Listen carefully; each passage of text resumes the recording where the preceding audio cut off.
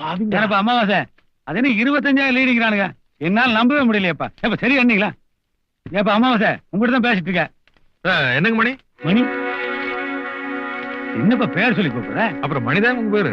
சுயேட்சை வேட்பாளர் நாகராஜ சோழன் 35,000 வாக்குகள் அதிகம் பெற்று முன்னணியில் இருக்கிறார்.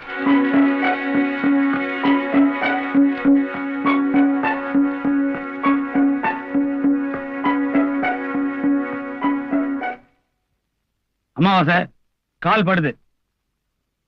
முட்டுதுங்களா? அத்தனை இடம் இருக்கிறதுல கொஞ்சம் தள்ளி நிக்கலாம் இல்ல, மேல வந்து ஏறுனா. ஏன் அமாவாசை நீ தான் பேசுறியா?